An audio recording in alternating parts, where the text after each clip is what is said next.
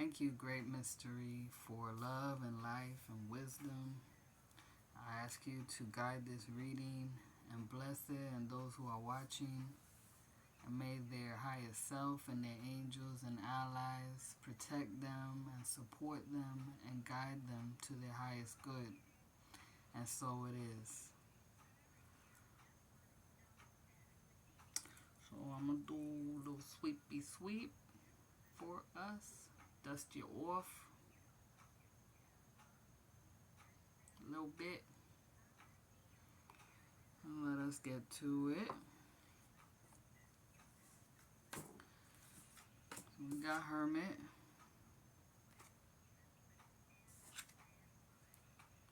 And the Six of Swords.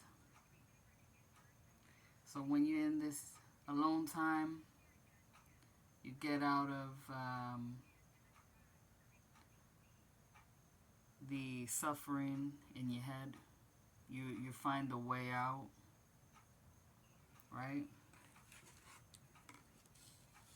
You also get to see the patterns that have been going on through your head over and over again. So the whole reason for going through Hermit is to see this, to illuminate, what is bothering you, basically.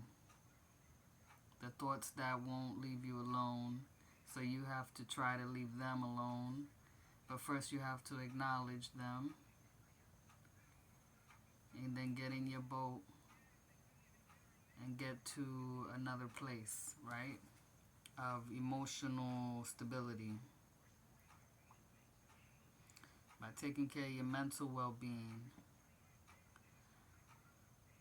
So I would say, like, water is important, like drinking water, and if you're feeling overwhelmed or you're crying, an old friend of mine taught me, you just wash your face.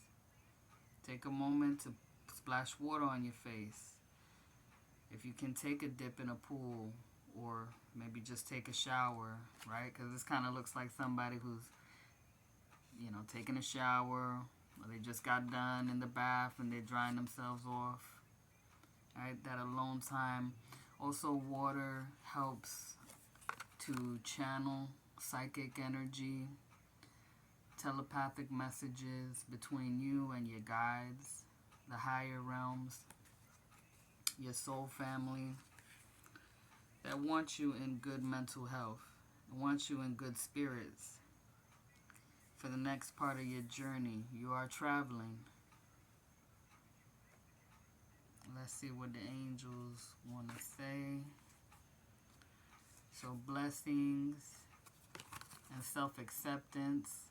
So the blessings come with the self-acceptance, with the journey, the traveling deeper into your soul, into your mental habits, and accepting, okay, this is what's going on with me right now, and it doesn't have to be forever.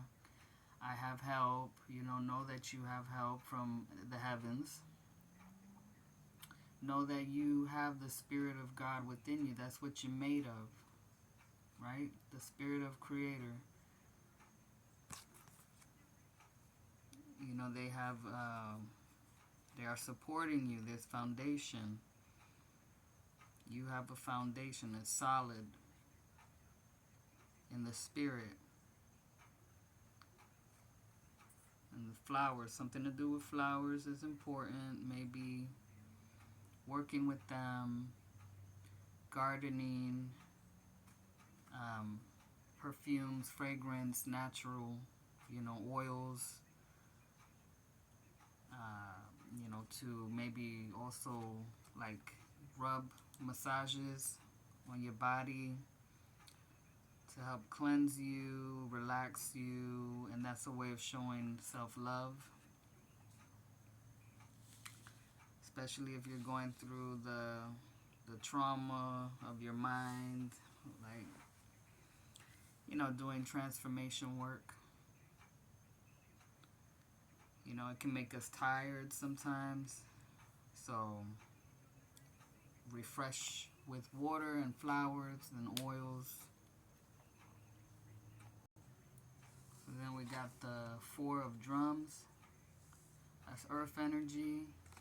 And then the five here, the Hierophant. Or this is like the one who speaks to the spirits, who walks between the worlds. So both of these look like that alone time spent in meditation, getting deep into one's own heart, and having the support of the spirit world, but also seeing what is troubling you, like what are the demons maybe that are hounding you, right? Get real about it, and not necessarily about blaming and trying to attack or anything like that. Just listening to what they are saying. What are they pointing out to you that needs healing? Because they are of light as well, right? Light and shadow is within us. That's our world. That is the balance, right? So this is a bit of isolation. So it's a time, right? It's the hermit's time. It is not forever, but there are always periods throughout our lives that we have to get alone, let go of the distractions, you know, and see our own inner light. The bells, you know, the tinkling of the bells to clear the energy, to change our mind, our perspective, to snap us out of some things. Like if our mind is like going in a harmful way, and it's like a pit bull that won't let go, right? That got lockjaw.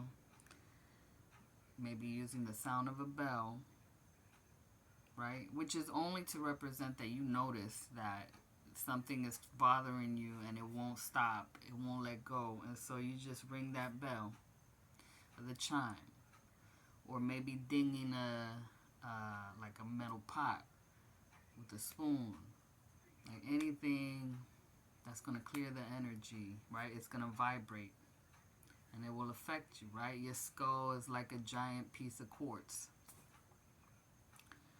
so it has information, a lot of energy from the here and now, and also from you know, the past and the future, like the circle of time, which is here right now, right? We think about the past and we think about the future in the present.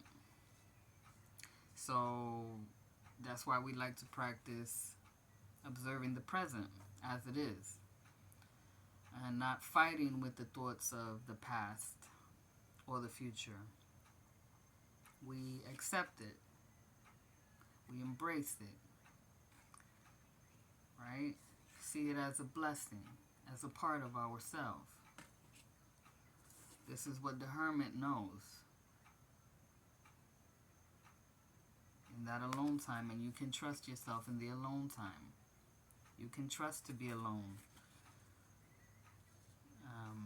That light is guiding you. Your light, the light within you, is also being expressed outside of you. And if you start to lose sight of that inner light, the outer light will be there to point you back into that direction, right? The inward direction, to remind you, you are the light, you are awareness, you are conscious, and you can turn it around at any moment. So you see how he is hugging this. We could look at it positively and say that this is the respect, the devotion, the cherishing of one's own heartbeat, and inner light. Their very life, right? And the city is like, has lights in the buildings. That creation was inspired by this one, the uncreated, we could say. The light that has always existed. It exists everywhere.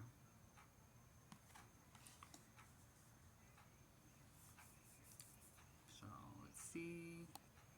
So for advice or just something to look out for is the moon, the light of the moon in the darkness. Just to say that there's hope. There's always hope. There's balance. Nothing stays in one phase forever. It's a rotation. Everybody has to take their turn. Every part of life has to take its turn.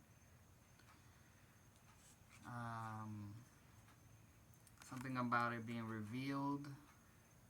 Aim for the highest state of mind, which is the first mind. It's the thought of thinking, perhaps, the thought of life itself, of being, existing. And it could also be like a feeling, right? Like the moon, the feeling of the moon, the romance. The angels are talking about the romance of life, the mystery, the revealing of the secrets, the aim, the goal to higher heights within oneself, within one's own life, sacred knowledge, light and shadow. We have shadow because of light. And we see the light because of the shadow. It accents it. You just look at outer space. It's beautiful out there. And there's a wealth of knowledge within you. There's a wealth of gifts and feelings. So don't be afraid to actually look. Use your mind to look within yourself and trust in your angels that this is really a beautiful, romantic, mysterious purpose of your life is to really see what you're all about and what's within you, and watch it be reflected on the outside back at you like a mirror.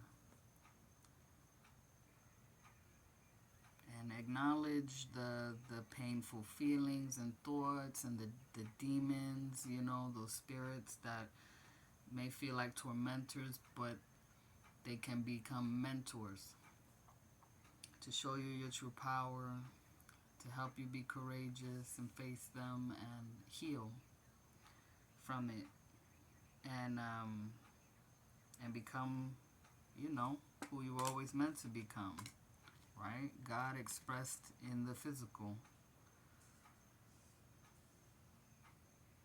Not as ruler over everyone, but just to fall in love with yourself, what you really are, and your life, and everything in it, and the relationships. So, there you go. I hope that was helpful and clear. And I disconnect from these energies now. And may you and all beings everywhere be free and happy.